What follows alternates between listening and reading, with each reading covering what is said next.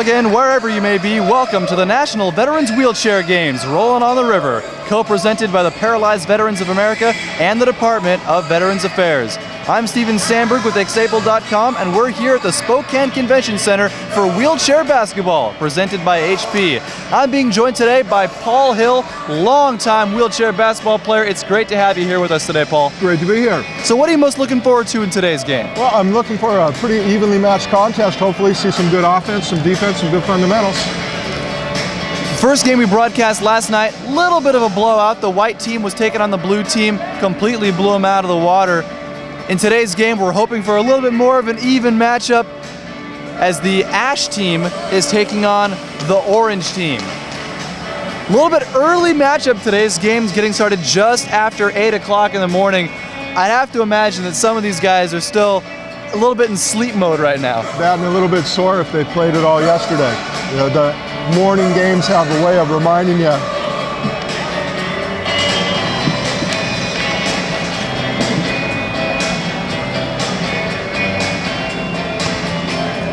Well, both of these teams played last night about 8 p.m., so they're getting set for their second game in 12 hours. And the Orange team wins the tip, and we are underway here at the Spokane Convention Center.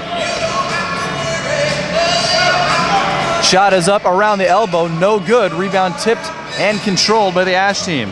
That's Booker Foster grabbing the rebound. You gotta like seeing that quick offensive start. Here comes Jacko. We saw him at the media kickoff. Good pass to the left side. Shot is no good though that time. That's that early morning shot right there. Timothy Ramos wasn't able to connect.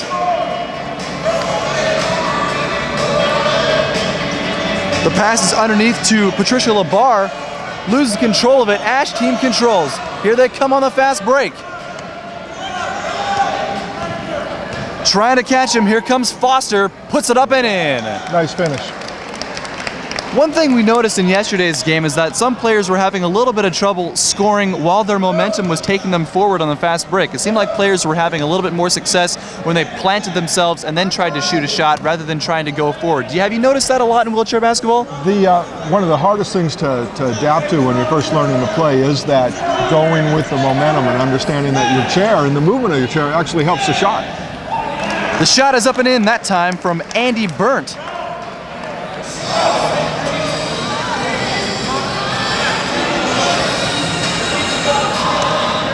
So we're tied at 18:30 remaining in the first half of this one. The Orange team taking on the Ash team.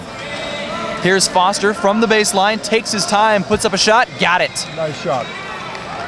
He took his time there, no help from the defense to put a hand in his face. He easily drains that one.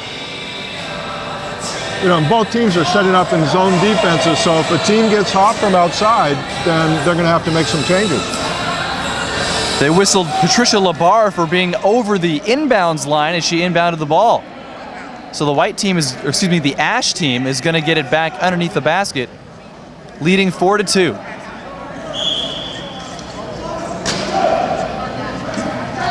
Foster inbounds it. That shot is good. Nice shot over there from the right side from Jimmy May. And the Ash team jumps out to a 6-2 lead.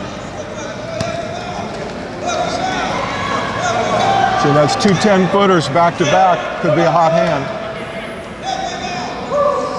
My apologies, that was Diego Suazo on the Ash team that scored that last bucket.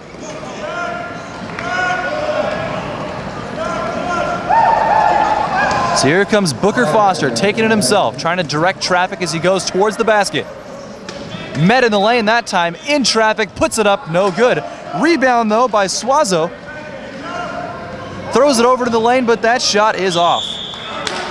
Paul Jackson, not able to convert that time. Shot goes out of bounds.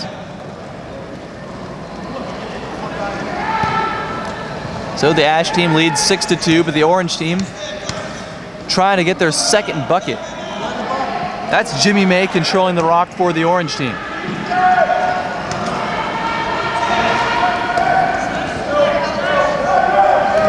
May looks like he's going to take it himself. Driving into the key, puts it up, got it. Nice little 12-footer. There wasn't any help from the defense that time. Looked like he was wide open there in the lane. So here's Foster. He's got a full head of steam going to the basket. Labar is there to check him, puts it up, no. Gets knocked down. And no foul call. We heard a whistle there for a second. That was on the other court. Now finally a whistle. This was just to make sure that Foster was able to get back up into his chair. He's talking to the ref, though. He's thinking there might have been a foul on that play. Absolutely. It looked like Patricia Labar came over there and gave him a pretty good whack as he put up that shot. I was surprised there wasn't a foul called there. But no hard feelings between Foster and the officials. Gives him a handshake, and we get back on our way. I've seen a great attitude from all these players in the games that we've called so far. Yeah, there's a lot of competition, but for the most part, everyone out there just seems like they're having fun with each other. I'd agree. This is Jimmy May with the basketball on the right side, puts up the shot, got it, and the foul. Back-to-back shots by Jimmy. Timothy Ramos came over to try to contest that shot. He bumped him though. And now Jimmy May is going to go to the free throw line to try to complete the three-point play. So they let him get in and a little bit closer than on the previous shot.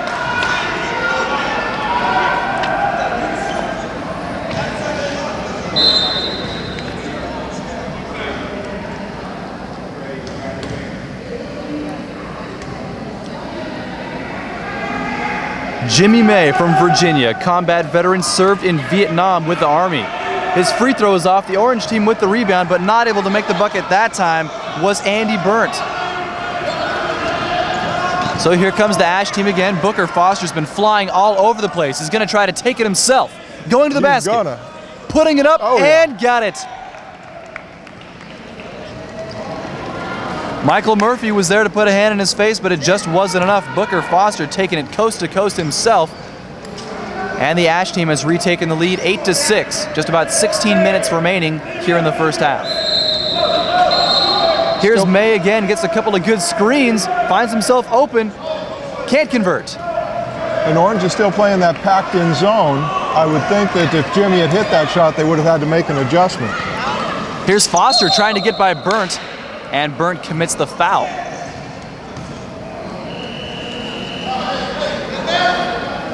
So I think 5 minutes into the first half, Foster's figured out that he's probably got the quickest chair on the floor, and he's going to keep pushing that fast break as long as he can.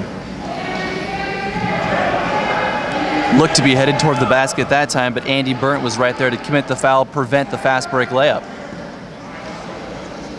So the Ash team inbounds, leading 8-6. Here's Foster again, looking to get a couple of screens from the right side. Now he's got it wide open, takes his time, puts it up, and hits it. It's a couple of good baseline shots that he's hit.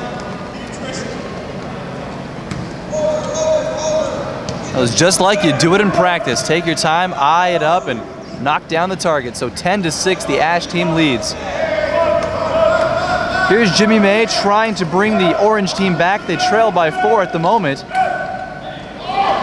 Looking to lob it inside, he finds Burnt. Jacko's right there in his face, but Burnt is able to bank it in the key.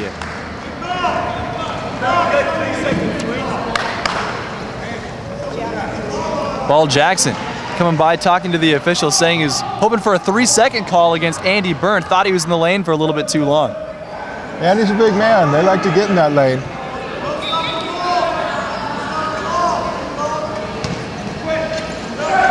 Here's Foster at the top of the key, trying to work on Kevin Patton. He puts up another shot and got it. Nice kiss off the rim. Booker Foster has been in a groove so far. Helps the Ash team maintain their lead. They now lead 12-8, a 14-24 remaining in the first half.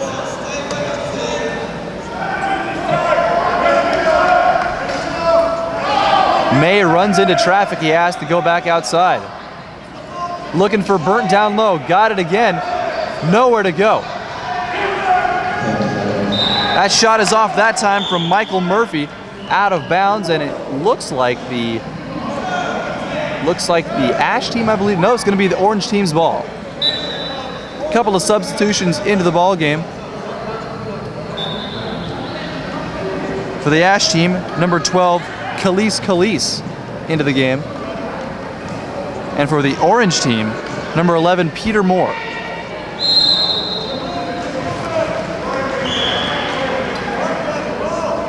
So the orange team inbounds. Here's Murphy, double team down low. Good pass into the paint and got it. Great shot underneath. That time from Kevin Patton. Found himself in the right spot at the right time. Very smooth inbound play. One of the things I've noticed in these games that we've been calling so far for wheelchair basketball is that a lot of the strategy involves getting good chair position down low in the paint. Do you notice that a lot? Most definitely, and if you have a teammate that you're working with, a two-man game, whether it be with a screen, whether it be a pick and roll, that makes the key to getting in a whole lot easier.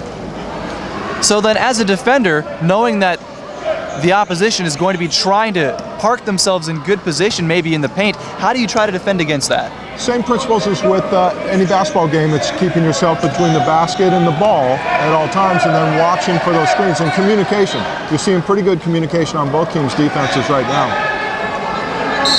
Chairs are banging together that time. 3-second call. And we're going to go back the other way. So maybe that conversation with the referee had a little influence. It finally worked for Paul Jackson. He's been very vocal out there on the court for the Ash team.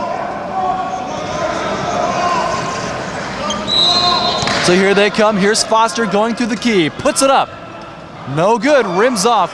And that's Burnt with the rebound.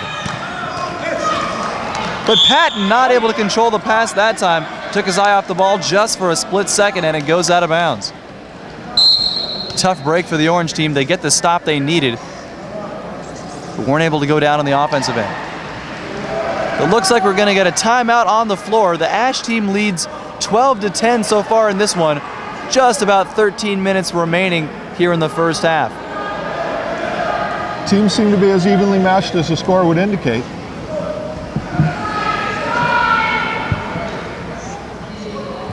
We saw a stretch in last night's ball game between the white team and the royal team where both teams were going back and forth and just missing shot after shot. They just got into a complete lull, very low scoring game. This one seems to be the exact opposite though. It looks to be pretty balanced scoring, looks to be pretty sizable scoring game if this holds, if these trends continue. And we had the hot hand both from Jimmy May and for the Ash team, Booker Foster. Yes, Booker.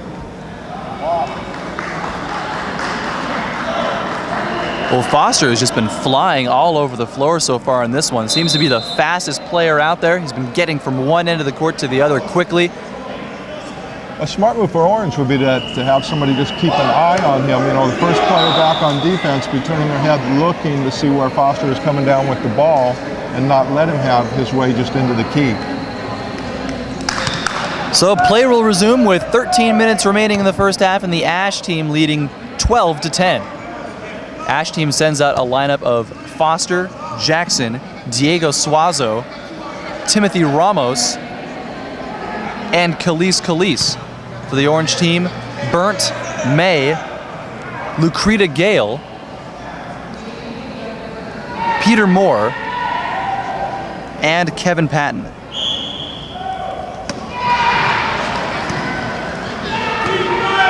So Suazo will control it right now for the Ash team. Puts up a long shot off the back of the iron. Rebound in the paint that time. Shot is no good. Second attempt, not able to drop. Timothy Ramos had a couple of looks at the basket, but wasn't able to convert.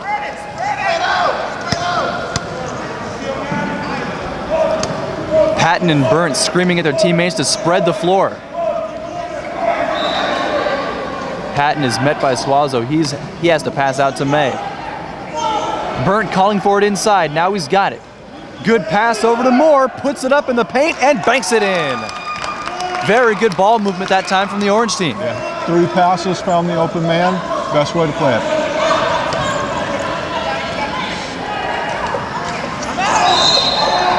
So here comes Foster. He's got that momentum working for him again. Thought about a shot that time. Now dishes off to Suazo on the right side, and he banks it home.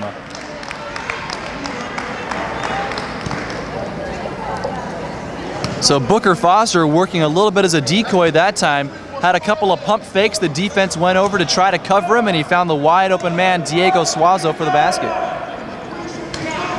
Ash team leads 14-12. Orange team looking to tie it on this possession. Here's May. His shot rattles off, and Paul Jackson is there to corral the rebound. And he is fouled underneath. Looks like they're going to call it on Andy Burnt.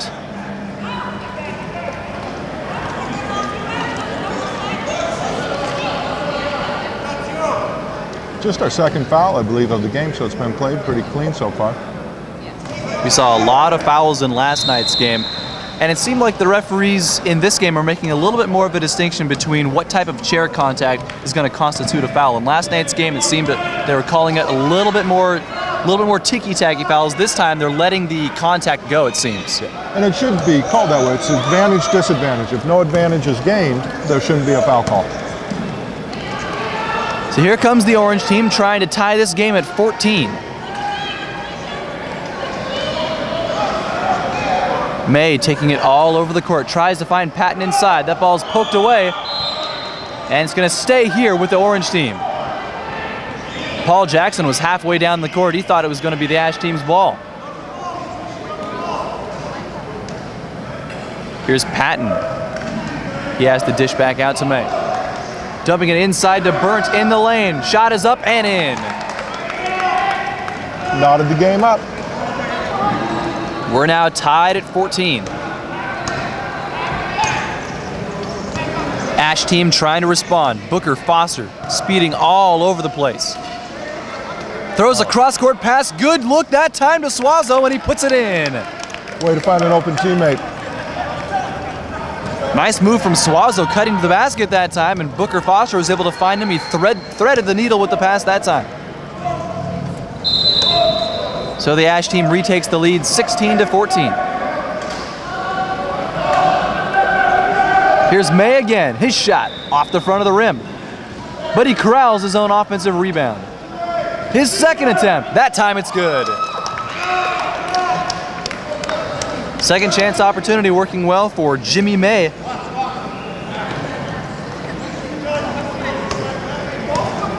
So here comes Foster again, weaving his way through traffic, going to the hoop, up against Burnt, puts it in, is fouled. Booker Foster weaving his way to the paint, finally gets to the basket, makes the shot, and he's going to head to the free throw line.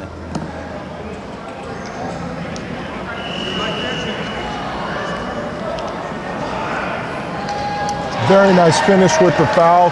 Sweet kiss off the glass. See how he looks from the free throw line. So Andy Burnt heads to the bench after committing that foul, as Booker Foster heads to the free throw line to try to complete the three-point play. So into the game for the Orange team for the first time today, Ramon Calderon replacing Andy Burnt. With Burnt off the floor, Orange team loses a lot of its size as well. See if White team can maybe take advantage, or excuse me, Ash team can take advantage rebounding.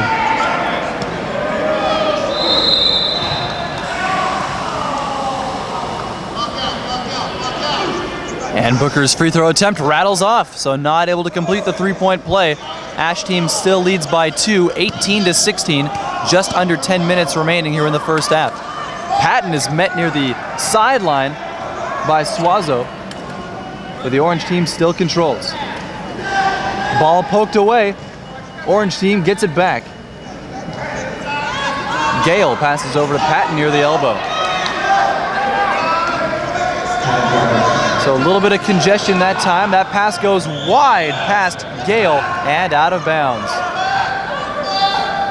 Didn't seem like the Orange team had any sort of set offense that time. A lot of clumping over together on the right side, and just wasn't able to get anything going. Sometimes after that substitution, players need to get reacquainted with the players that are now on the floor. It seems to have hurt having Burnt taken out of the game.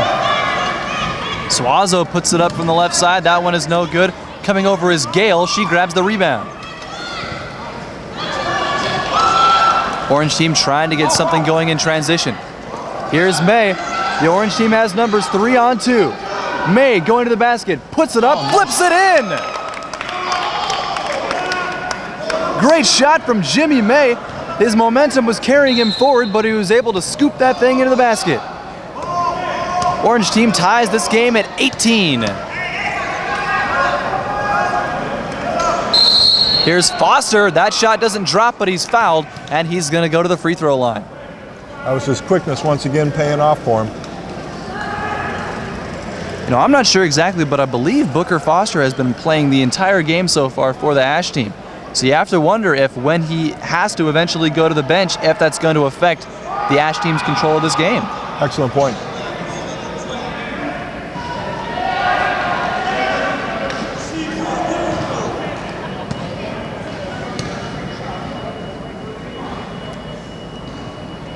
First free throw attempt is up and in.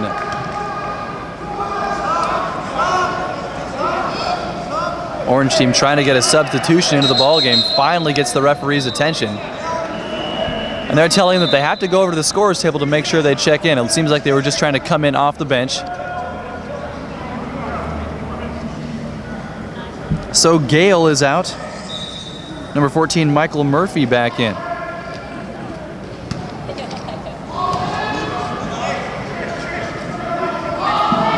Foster's second attempt doesn't drop. Rebound corralled by Jimmy May. Foster with the steal though. Going back towards the basket, one-handed, puts it up and in. I was just thinking that Orange was going to have their first opportunity for a lead, but Foster quickly took that away from them. It's now a three-point lead for the Ash team.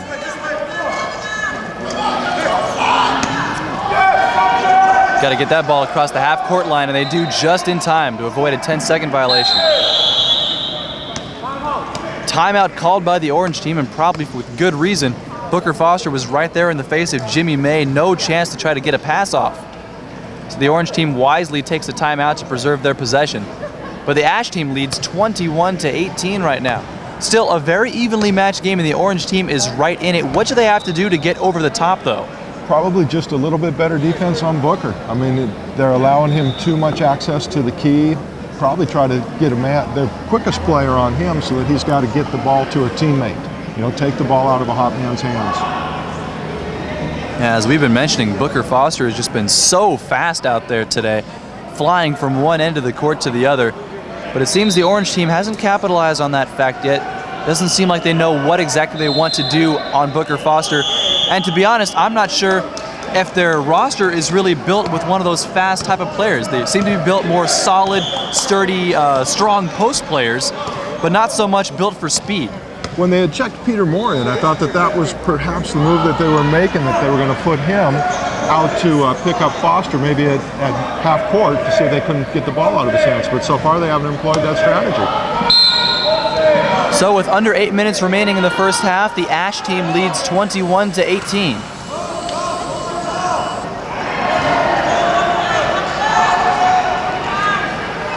Here's Michael Murphy. Finding himself in a lot of trouble, he has to dish back outside to May.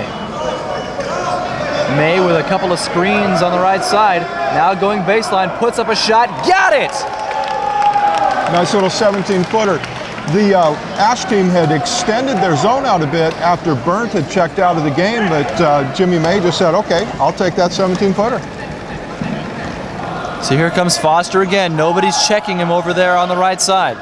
Finally, he's met by Murphy and May. Foul going to be called before the pass that time.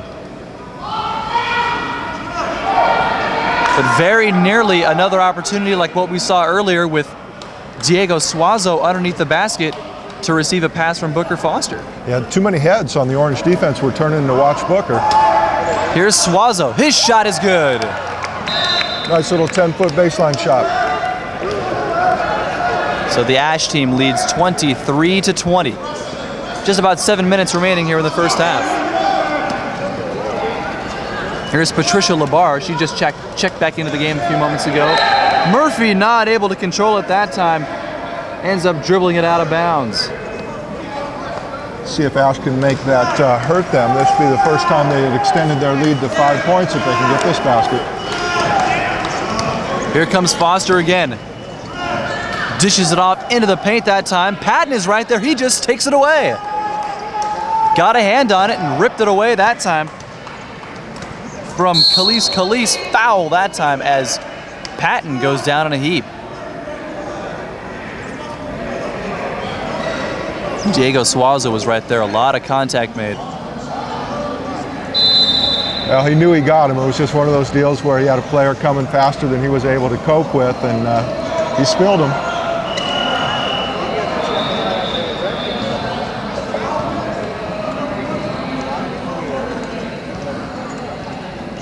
Trying to help Kevin Patton back up. Players from both sides, officials and volunteers over there, just making sure he gets back up.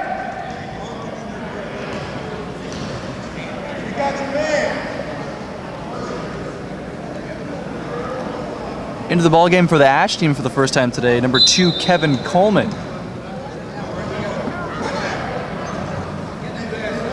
So no hard feelings between Patton and Suazo. They come over and slap hands even after that hard collision. So the Ash team leads 23-20, but the Orange team looking to trim into that lead. 6.5 minutes remain in the first half. LeBar round a pick. 23-20. Going to the basket, met by Foster. A whistle and a 3-second violation called. Seems like every time the Orange team has an opportunity to trim into the lead or possibly take the lead, they commit some sort of mistake and are forced to try to come from behind still. Foster again. Offensive foul going to be called, and we go back the other way. So the same's true of Ash and their ability to extend the lead a little bit. Every time I think they might take the momentum, we have a turnover, or in this case, the offensive foul. The lead has stayed around 3 points this entire ball game. Ash is extending to a full court press for the first time.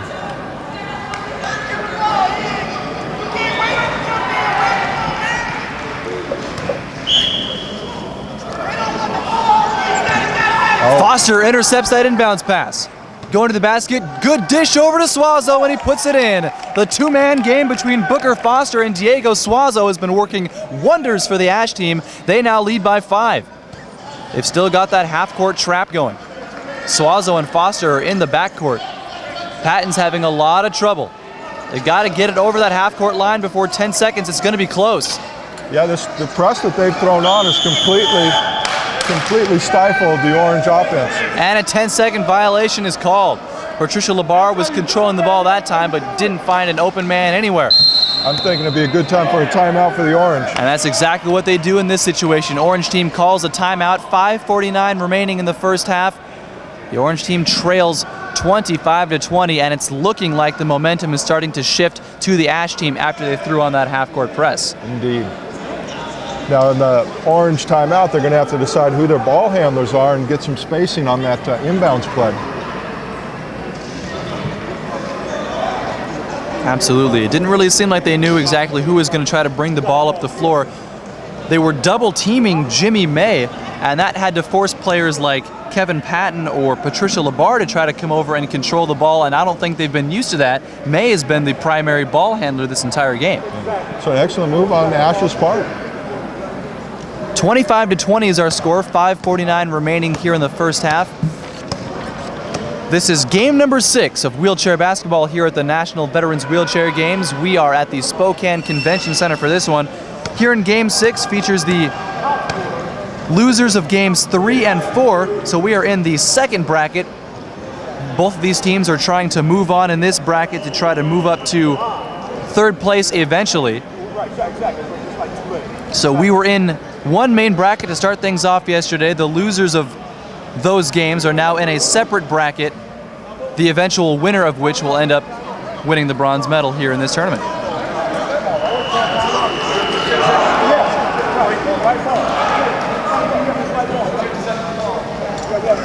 So as we resume play, the Ash team will control the basketball, leading 25-20. Let's see what kind of adjustments the Orange team makes to try to make sure that the Ash team doesn't extend this lead.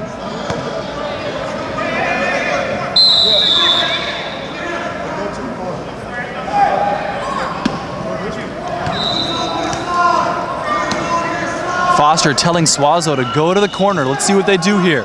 Puts up a shot for the baseline. Got it!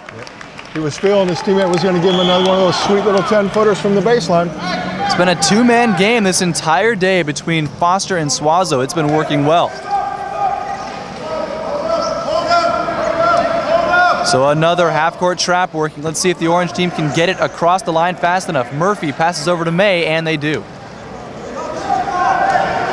Orange team trails by 7. They need a bucket here to try to avoid letting the momentum shift too far.